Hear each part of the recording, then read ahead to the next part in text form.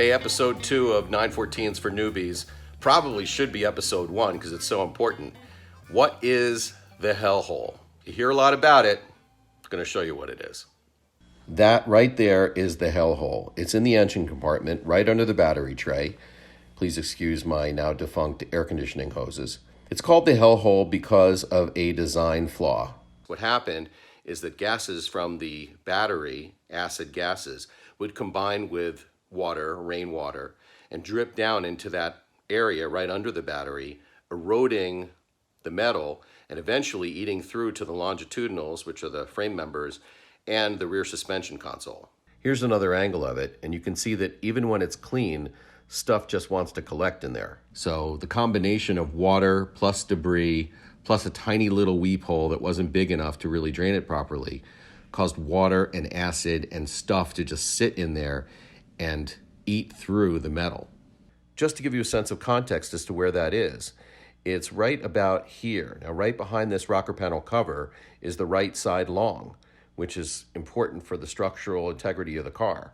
Also, the rear suspension console. This is the hell that results when the hell hole has been compromised. An owner who's serious about selling a 914, who has nothing to hide, shouldn't have an issue with showing you a picture of the longs with the rocker covers off. Ideally, they'll let you poke around a little bit with a screwdriver or an awl to make sure everything's solid. Because sometimes people would just fiberglass over these holes, kind of like this car here. And that just masks a really dangerous situation, kind of like a ticking time bomb. Here's the right side longitudinal with the rocker cover removed. This is the money shot in buying a 914. I would never buy a car without seeing this shot and verifying that the longitudinal is solid. Also on the left side as well, but for sure this right side because it's directly under the hell hole. Sometimes, even when the long is solid, you can see some rust around the jack plate here, and that's usually because the weep hole is clogged with debris, like it is on mine. It looks like it's been clogged since the repaint, so we'll clean it out.